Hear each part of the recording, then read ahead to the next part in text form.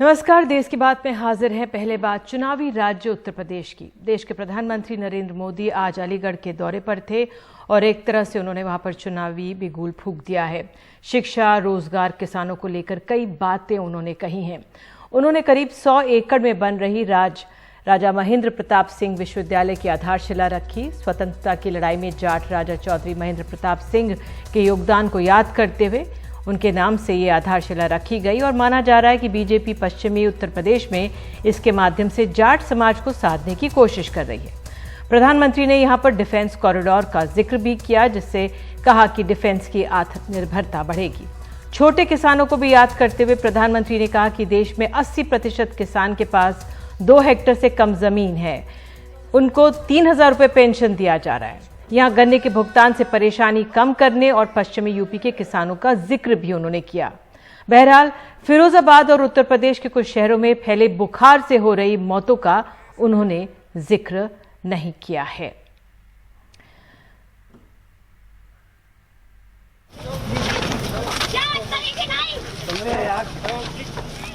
फिरोजाबाद में 20 साल की निकिता को आगरा के मंडल कमिश्नर की गाड़ी के नीचे से खींचकर हटाया जा रहा है।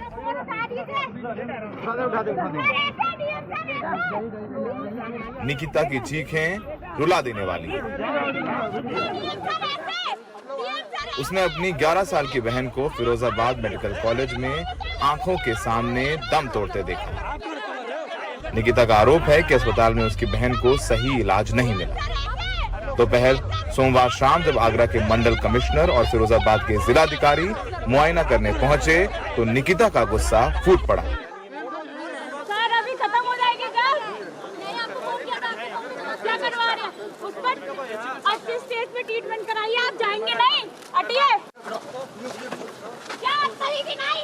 तुम्हें यार अरे एक दिन में 3 से 4 बच्चे खत्म हो रहे हैं डेली। यहाँ के सारे डॉक्टरों को डिस्चार्ज कराया जाएगा अब भी, और डीएम को तुरंत अभी आना पड़ेगा। अभी आएगी डीएम, जोड़ दिया वहाँ पे। फिरोजाबाद मेडिकल कॉलेज के मुताबिक निकिता की बहन को डेंगू था और लाख कोशिशों के बाद निकिता की बहन को बचाया नहीं जा सका। देखिए, वो पेशेंट हमारे पास कॉम्प्लिकेटेड डेंगू करके आई थी और उसमें लिवर वगैरह काफ़ी इनलार्ज था। उसमें एब्डोमेन में काफ़ी फ्लूइड भरा हुआ था। अल्ट्रासाउंड में प्लूरल इफ्यूजन भी था उसको, और उसका ट्रीटमेंट चल रहा था। उसकी प्लेटलेट काउंट जबकि आज भी 70,000 थी उसकी, लेकिन एकदम से उसके अंदर एक कॉम्प्लिकेशन ब्लीड वगैरह हुआ होगा और तुरंत हमें उसको वेंटिलेटर पर लेना पड़ा। और वेंटिलेटर में लेने के बाद ही उसका पूरा ट्रीटमेंट हमारी पूरी टीम ने किया, लेकिन हमें खेद है हम उसको बचा नहीं पाए। देखिए, अब किसी के यहाँ कोई डेथ हो जाए तो उस समय उसके लिए दुखद होता है, तो इसमें मैं कुछ नहीं कहना चाहूँगी। ये बीमारी थी ऐसी और उसके अंदर सीवियर कॉम्प्लिकेशंस थे। फिरोजाबाद मेडिकल कॉलेज में बुधवार को 6 साल की वैष्णवी की मौत हो गई। एम्बुलेंस में रखे शव को वैष्णवी की दादी छोड़ नहीं पा रही। दादी की चित्कार ने अस्पताल के बाहर सबको भावुक कर दिया।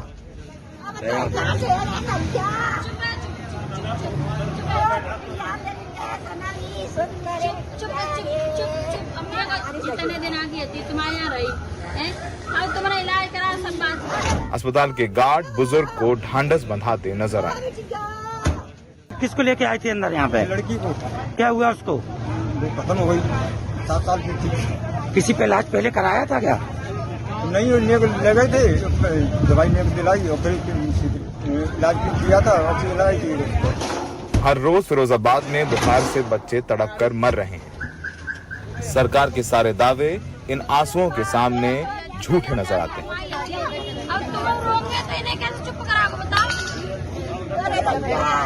उत्तर प्रदेश सरकार का प्रचार उत्तर प्रदेश से लेकर दिल्ली में है। ऐसे चमकदार होर्डिंग पोस्टर जगह जगह सड़कों पर लगे हुए हैं, लेकिन फिरोजाबाद में जो हो रहा है वो हकीकत इस प्रचार के बिल्कुल उलट है। हर रोज़ कई बच्चे वहाँ पर दम तोड़ रहे हैं। 1 महीने गुजर गए हैं, फिर भी स्वास्थ्य सेवाएं नहीं बदल रही। दिल्ली में सहयोगी जितेंद्र केशव के साथ सौरभ शुक्ला, एनडीटीवी इंडिया।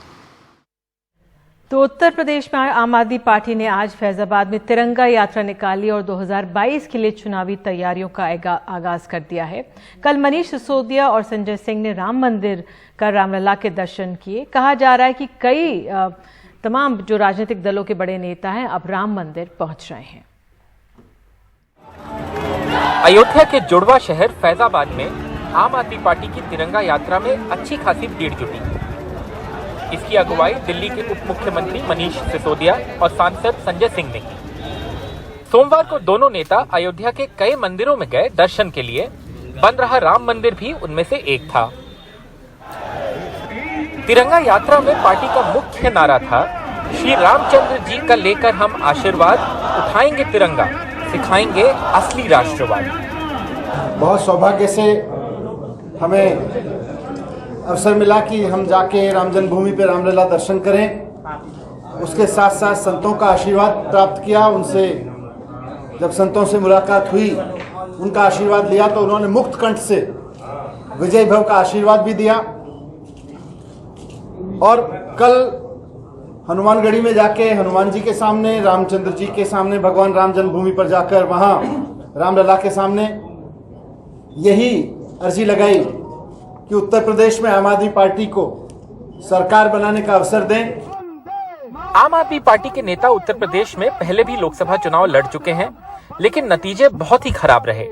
दिल्ली के मुख्यमंत्री अरविंद केजरीवाल ने 2014 में वाराणसी से नरेंद्र मोदी के खिलाफ चुनाव लड़ा था और कुमार विश्वास अमेठी से राहुल गांधी के खिलाफ उतरे थे। उत्तर प्रदेश भारत की सबसे बड़ी आबादी वाला राज्य है और यहाँ की जो राजनीति है वो बहुत कॉम्प्लेक्स मिक्स है धर्म की और जाति की। यहाँ पे काफ़ी जो एस्टैब्लिश्ड प्लेयर्स हैं वो पहले से ही पॉलिटिकल एरिना में हैं। तो देखने वाली बात ये होगी कि ये सब अच्छा तो लग रहा है, लेकिन आम आदमी पार्टी को इन तिरंगा यात्राओं से राजनीतिक फायदा कितना होता है।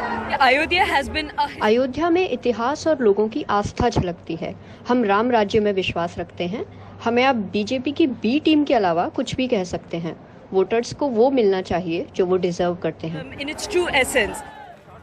हो सकता है कि राजनीतिक अभियान के लिए अयोध्या का इस्तेमाल करने वाले दलों में आम आदमी पार्टी का नाम भी जुड़ जाए, लेकिन इस बात के पूरे आसार हैं कि 2022 के चुनावों से पहले अयोध्या बड़ा राजनीतिक ठिकाना बन सकता है। मुख्यमंत्री योगी आदित्यनाथ यहां नियमित आते जाते हैं।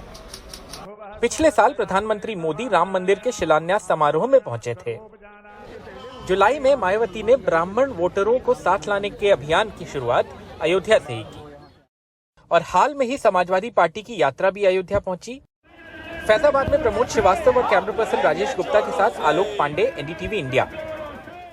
तो उत्तर प्रदेश में चुनाव करीब आते ही बयानबाजी भी तेज हो रही है। मुख्यमंत्री योगी आदित्यनाथ राज्य की बेहतर होती व्यवस्था का जिक्र कर रहे हैं आज, तो अखिलेश यादव ने उनकी कमजोर होती पकड़ पर प्रहार किया।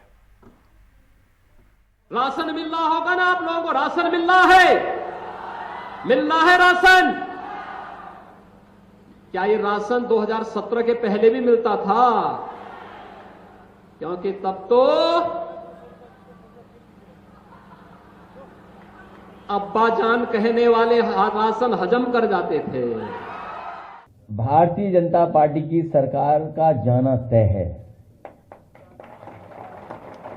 और इसीलिए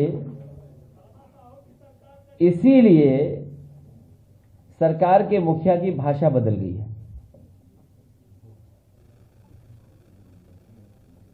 इनकी भाषा इसीलिए बदल गई है क्योंकि उत्तर प्रदेश की जनता बदलाव चाहती है, खुशहाली चाहती है। जिस तरीके से काम समाजवादी सरकार में हो रहे थे उन कामों को दोबारा चाहती है। और अब आपको लिए चलते हैं मध्य प्रदेश में अब बीए फर्स्ट ईयर के छात्र भगवान श्री राम के बारे में पढ़ेंगे। उच्च शिक्षा विभाग ने रामचरितमानस का व्यवहारिक दर्शन नाम से सिलेबस तैयार किया है। वहीं इंजीनियरिंग के छात्र इंजीनियरिंग के गुर सिखाने के लिए राम सेतु निर्माण के बारे में पढ़ेंगे। जामवंत के बचन सुहाए, सुनि हनुमंत हृदय अति भाए, तब लगी मोहि पर। मध्य प्रदेश के उच्च शिक्षा मंत्री मोहन यादव चाहते हैं इसी साल से बीए प्रथम वर्ष के छात्र कुछ ऐसे ही दर्शन शास्त्र में 100 नंबरों के लिए रामचरितमानस का व्यवहारिक दर्शन पढ़ें। हालांकि ये अनिवार्य नहीं, वैकल्पिक होगा। सही दुख कंद मूल फल खा। आदेश के मुताबिक विषय का मुख्य उद्देश्य है पढ़ाई के बाद छात्र व्यक्तित्व विकास के विभिन्न आयामों पर केंद्रित होकर संतुलित नेतृत्व क्षमता व मानवतावादी दृष्टिकोण को विकसित करने योग्य बने। छात्र उन जीवन मूल्यों को भी जान सके जिसकी समाज में आज जरूरत है। छात्र तनाव प्रबंधन और व्यक्तित्व विकास के क्षेत्र में प्रेरक कुशल वक्ता बन सकें। रामायण रामचरितमानस के अलावा व्याख्यानों में वेद उपनिषद का भी जिक्र है। रामायण हो, महाभारत हो, या हमारे गौरवशाली महापुरुषों का जीवन हो, चाहे रानी दुर्गावती हो, रानी अवंतीबाई हो, या देवी अहिल्या हो, इधर विक्रमादित्य हो, राजा भोज हो, इन सारे महापुरुषों के चरित्र को लेकर के भी हम सामने आने का प्रयास कर रहे हैं। और इन सब के माध्यम से अपने विद्यार्थियों को नई शिक्षा नीति के माध्यम से हमारी अपनी गौरवशाली अतीत को पढ़ने का, समझने का मौका भी मिलेगा और प्राचीन साइंस विज्ञान को भी विद्यार्थी समझ पाएंगे। हम कल्पना कर सकते हैं कि जो प्रश्न खड़ा किया गया था अतीत में कि ये जो राम सेतु को तोड़ दें और ये खाड़ी और अरब सागर को मिला दें, लेकिन नासा ने भी इस बात को सिद्ध किया है कि ये डम ब्रिज था जो 17 लाख साल पहले भगवान श्री राम के काल का है। इसी प्रकार से सुप्रीम कोर्ट ने भी अगर हिमाचल क्षेत्र के लोगों को इस मामले में जीत मिली थी। अंग्रेजी के फाउंडेशन कोर्स में सी राजगोपालाचारी की महाभारत की प्रस्तावना पढ़ाई। दोनों भाषाओं में योग और ध्यान को भी तीसरे फाउंडेशन कोर्स के रूप में पेश किया गया है। इसमें ओम, ध्यान और मंत्रों का पाठ शामिल है। उर्दू गजल, उर्दू जबान को भी पाठ्यक्रम में रखा गया है। ऐसा ना करो। कांग्रेस कह रही है सरकार अपना एजेंडा थोप रही है। आप किस दिशा में देश ले जाना चाह रहा हो? एक एजुकेशन सेंटर में आप रामायण महाभारत को आप लेके आ रहे हो, फिर आप कल को दीनदयाल को भी आप कह रहे हो कि हम मेडिकल साइंस में लाएंगे। तो ये क्या है? कुछ इनकी नीयत तो समझ में आ नहीं रही, क्योंकि ये ना तो आप धर्म के प्रति कोई वफादारी कर रहा हो मेरी समझ में, और ना कोई धार्मिक लिटरेचर को आप पॉपुलर करना चाहते हो। आपका मकसद केवल ध्रुवीकरण करना है, नफरत बांटना। जैसे देश में मॉब लिंचिंग के नाम पे बांटी, इसी तरह शिक्षा में भी आप नफरत फैलाना चाह रहे हैं। सवाल है उच्च शिक्षा मंत्री जी खुद तो आत्मसात करें राम के चरित्र और जीवन को। भगवान राम ने दया की बात की है, भगवान राम ने क्षमा की बात की है, भगवान राम ने नफरत रहित जीवन की बात की है। हिंदी दिवस की सभी को बधाई। वहीं चिकित्सा शिक्षा को हिंदी में पढ़ाने की योजना चल रही है। जल्द से जल्द एक कमेटी का निर्माण कर रहे हैं और हम ये सुनिश्चित करेंगे कि मेडिकल एजुकेशन के पाठ्यक्रम को हम हिंदी में भी शुरू करें।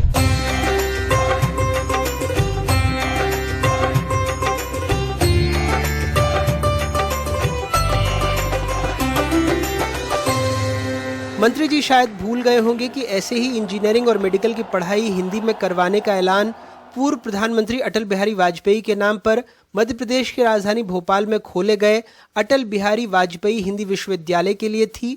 आलम यह है कि आज यहां नियमित कर्मचारियों के नाम पर 8 चपरासी, 2 ड्राइवर हैं। पिछले 10 सालों में कोई भर्ती नहीं हुई है। 29 अतिथि शिक्षकों के बूते विश्वविद्यालय चल रहा है। कुछ सालों पहले यहाँ के बजट में 20% की कटौती भी कर दी गई थी। पहले यहाँ 184 पाठ्यक्रम, 46 संकाय थे।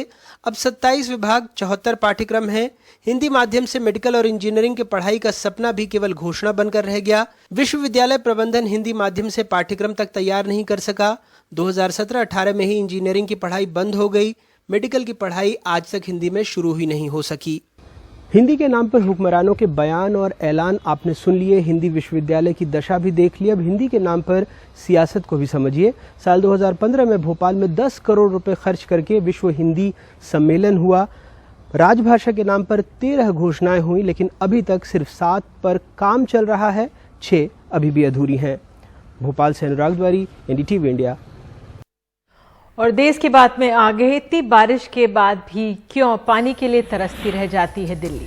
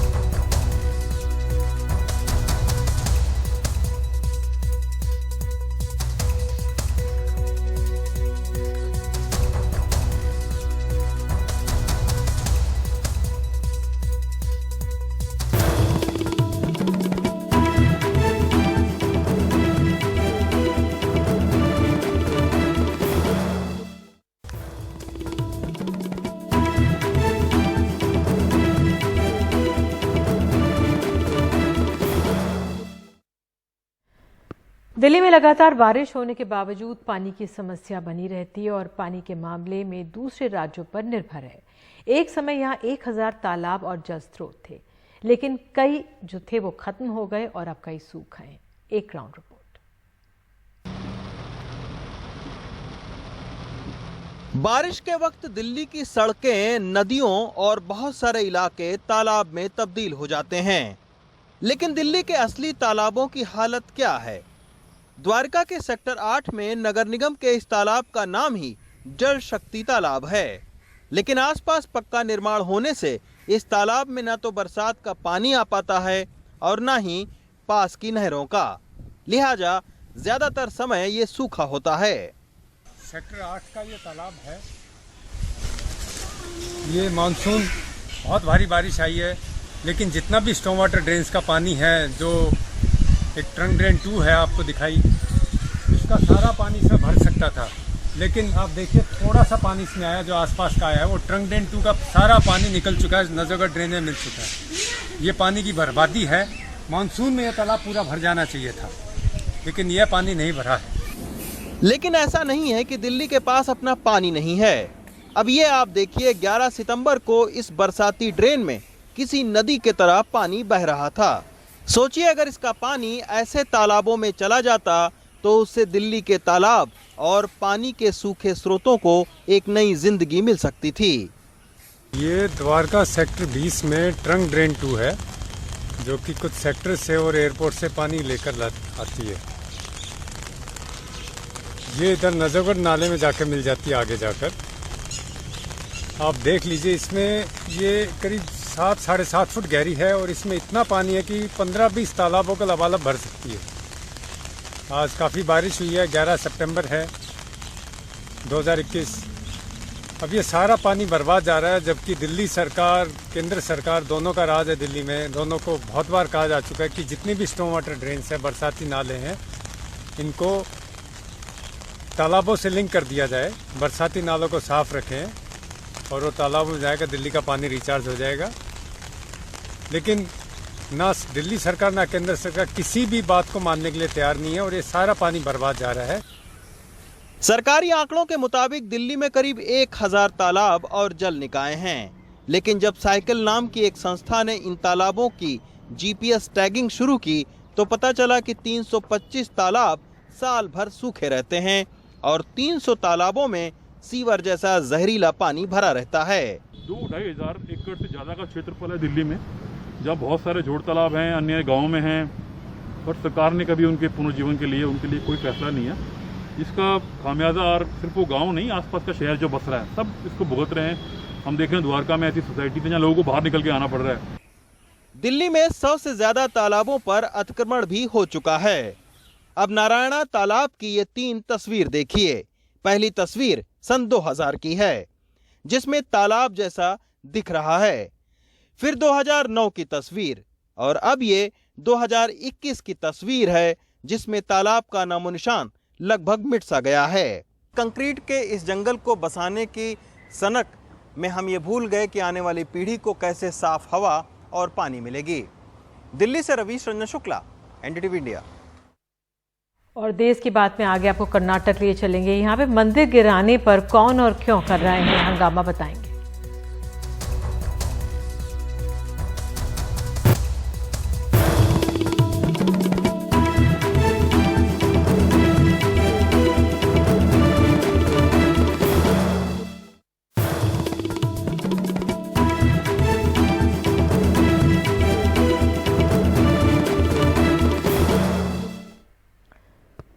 देश की बात में खबर कर्नाटक से। कर्नाटक में मैसूर के पास बने एक मंदिर को प्रशासन ने तोड़ दिया है। इसको लेकर हंगामा हो गया है।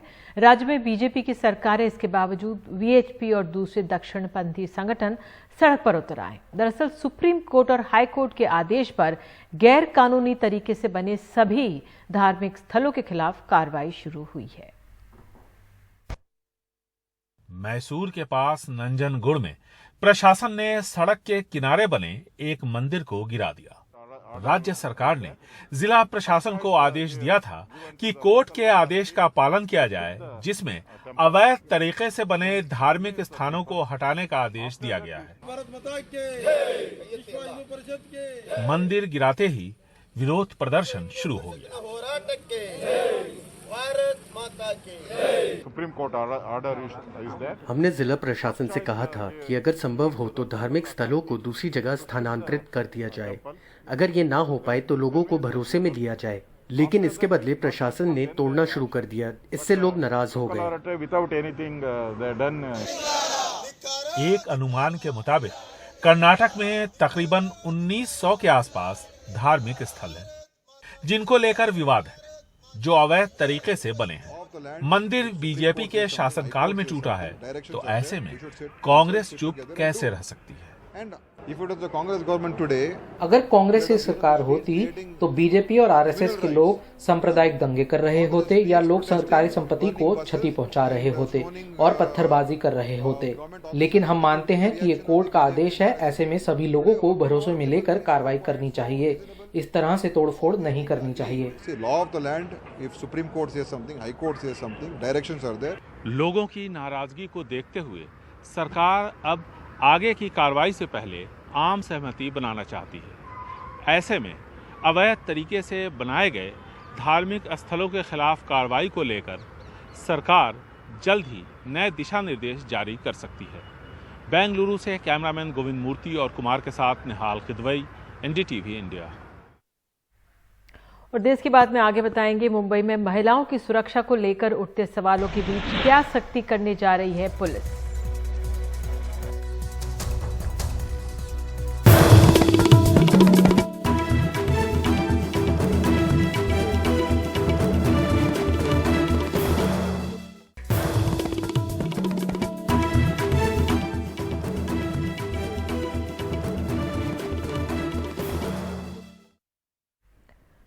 मुंबई में महिलाओं की सुरक्षा पर सवाल खड़े हो रहे हैं। सोमवार को शहर के MIDC इलाके में 7 साल की बच्ची के साथ छेड़खानी का मामला सामने आया, जिसमें पुलिस ने आरोपी को गिरफ्तार कर लिया है। लेकिन लगातार बढ़ रहे मामलों को देखते हुए मुंबई पुलिस अब कई कदम उठाने जा रही है। महिला सुरक्षा को लेकर उठ रहे सवालों के बीच सोमवार को मुंबई में 7 साल की बच्ची के साथ छेड़छाड़ का मामला सामने आया, जिसके बाद पुलिस ने इस मामले में तुरंत कार्रवाई कर पास में ही रहने वाले आरोपी को गिरफ्तार कर लिया है। आरोपी पर पॉक्सो सहित कई दूसरी धाराएं लगाई गई हैं। FIR दाखिल किया गया है। इसमें कलम 354 IPC और पॉक्सो एक्ट लगाया गया है। आरोपी जो है उनको पुलिस ने अरेस्ट किया है और इस प्रकरण में आगे की तहकीकात पुलिस की तरफ से चालू है। राज्य के अलग अलग जगहों से आ रहे मामलों के बीच सोमवार को मुख्यमंत्री उद्धव ठाकरे ने गृह मंत्री और DGP के साथ बैठक कर ऐसे मामलों में कमी लाने के लिए कई कदम उठाने की बात कही है। तो वहीं मुंबई पुलिस ने अब शहर में महिला सुरक्षा के लिए कई और कदम उठाने का ऐलान किया है। मुंबई पुलिस कमिश्नर ने सर्कुलर जारी कर आदेश दिया है कि महिला संबंधित कोई भी कॉल कंट्रोल रूम में आता है तो उस पर तुरंत कार्रवाई की जाएगी। सुनसान और अंधकार वाली जगहों पर लगातार पुलिस गश्त लगाएगी। ऐसी जगहों पर CCTV लगाने के लिए BMC से बातचीत शुरू है। महिला शौचालय के बाहर पुलिस गश्त लगाएगी। कोई संदिग्ध दिखने पर तुरंत पूछताछ की जाएगी। महिलाओं से जुड़े मामलों के आरोपियों की लिस्ट बनाई जाएगी। रेलवे स्टेशनों के बाहर रात 10 बजे से सुबह 7 बजे तक पुलिस वैन तैनात रहेंगे। सरकार ने आज सभी पुलिस अफसर्स को और यूनिट कमांडर्स को एक सूचना दी है कि उन्होंने अपने अपने एरिया में इसका ढंग से बंदोबस्त करना चाहिए। कोई अगर ऐसी घटना होती है तो उसका तुरंत रजिस्ट्रेशन होना चाहिए, इसके बारे में अरेस्ट होना चाहिए और अरेस्ट होने के बाद में उसका चार्जशीट कर जल्दी से जल्दी कोर्ट में जाकर इसका कन्विक्शन कैसा हो ये देखना चाहिए। प्रशासन की ओर से महिला सुरक्षा के लिए जहां कई कदम उठाए जा रहे हैं, तो वहीं राज्य में इस सरकार ने अब तक राज्य महिला आयोग का चयन नहीं किया है, जिसे लेकर अब कई सवाल उठने लगे हैं। मुंबई से प्रवीण गिरोहित के साथ सोहित मिश्रा, NDTV इंडिया। और इसी खबर के साथ देश की बात में आज के लिए इतना ही, लेकिन खबरों का सिलसिला NDTV इंडिया पर जारी रहेगा। नमस्कार।